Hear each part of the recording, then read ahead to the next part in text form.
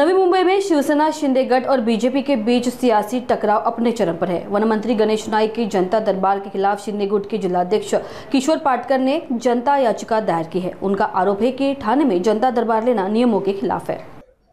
मला वाटतं ज्या कुठल्या याचिका करता किंवा PL वाल्याच्या त्याच्या बुद्धींची कीव करावीशी वाटते की कुठलाही मंत्री जे असतात त्या शासनातले हे जनतेचे सेवक असतात आणि त्यांनी जास्तीत जास्त जनतेचे प्रश्न सोडवण्यासाठीचा प्रयत्न करायचा असतो।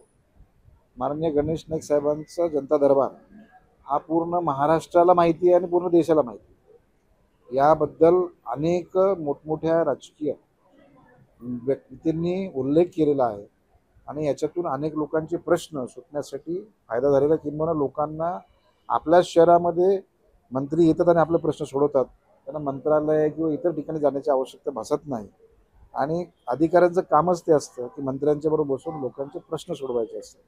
तर मला वाटतं न्यायालय जे माननीय न्यायालय आहे हे या बाबतीमध्ये मला विश्वास आहे की न्यायालयाचं उलटा असं सांगतील की लोकांचे जास्तीत जास्त प्रश्न मंत्र्यांनी सोडवले पाहिजेत आणि प्रश्न सोडवण्याचे जे विषय आहेत ते विषय जास्त करून महानगरपालिका, सिडको, MSCB यांचे प्रश्न या नवी मुंबई शहरात जास्त आहे। MIDC तर त्या संदर्भातल्या व्यक्तींना बोलून त्या व्यक्तीच्या प्रश्नाची कशी पूर्तता होईल यासाठी मंत्र्यांनी काम करायचं असतं।